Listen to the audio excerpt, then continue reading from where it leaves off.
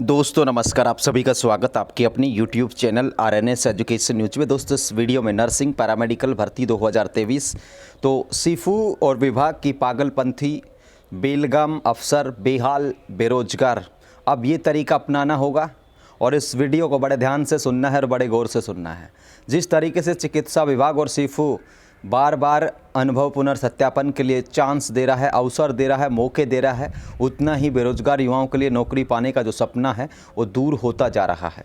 लगातार दोस्तों सीफू के द्वारा अनुभव पुनर्सत्यापन के लिए तमाम जो अधिकारी हैं जिन्होंने अनुभव प्रमाण पत्र जारी किए थे उनको बार बार ये चांसेस दिया जा रहा है कि वो इस निर्धारित डेट को अनुभव पुनर्सत्यापन के लिए सीफू पहुँचे, लेकिन सीफू नहीं पहुंचा जा रहा है। इसी तरीके से दोस्तों ये देखिए लेटर आप लोग देख लिया होगा आप लोगों ने 16/4/2024 का, 16 अप्रैल का है, आपसे 2 दिन पहले का।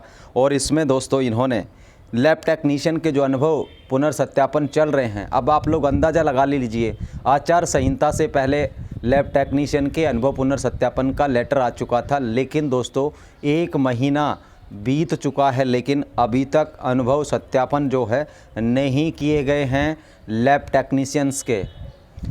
पिछले महीने की 20-21 तारीख से लगभग शुरू कर दिए गए थे, लेकिन अब तक इनका पुनर्सत्यापन पूरा नहीं किया जा सका है। और इसका नतीजा ये है कि अनुभव पुनर्सत्यापन के लिए बार बार सीफू के द्वारा बुलाया जा रहा है। और दोस्तों ये जो लेटर है इसमें देखिए किन किन महानुभावों को बुलाया गया है। प्रधानाचार्य और नियंत्रक, SN medical college Jodhpur, medical college Dungarpur. देखिए मेडिकल कॉलेज है, कहने को तो ये डॉक्टर्स तैयार कर रहे हैं, लेकिन दोस्तों आप लोगों के सामने है किस तरीके से लापरवाही बरती जा रही है। दूसरा अधीक्षक MDM चिकित्सालय जोधपुर, महिला चिकित्सालय उदयपुर, नवीन चिकित्सालय Kota, CMHO Dungarpur, CMHO Barmer, Sikar, Jhalawar, Churu. 5 CMHO भी गहरी नींद में सोए बैठे हैं। और प्रमुख चिकित्सा अधिकारी PMO पोखरण, सागवाड़ा, डूंगरपुर, चूरू, हनुमानगढ़। यानी कि ये वो अनुभव जारी करने वाले महान अधिकारी हैं जिनके कानों पर जूं तक नहीं रेंग रही है। और दोस्तों इसमें देखिए नर्सिंग और पैरामेडिकल भर्ती 2023 में लैब टेक्नीशियन अभ्यर्थियों के अनुभव प्रमाण पत्रों के संबंध में, और इसमें बताया गया है कि 22/11 और 22/12 यानी कि 22 नवंबर को पहली बार सीफू और चिकित्सा विभाग की तरफ से चेताया गया था कि अनुभव पुनर्सत्यापन किए जाएंगे नर्सिंग और पैरामेडिकल की 8 भर्तियों के। लेकिन साथियों अब तक 22 नवंबर के बाद अगर आप लोग इन महीनों में काउंट करेंगे तो लगभग 5 महीने से ज़्यादा का वक्त बीत चुका है, अभी तक इनके अनुभव पुनर्सत्यापन नहीं हुए हैं। यानी कि जो CMHOs हैं या जो अधिकारी हैं, प्रधानाचार्य हैं, PMO हैं, तमाम वो जो लोग हैं वो लगातार गलतियां किए जा रहे हैं। और इसमें देखिए दोस्तों 22/12 को आदेश जारी किए गए थे और दिशा निर्देश जारी किए गए थे।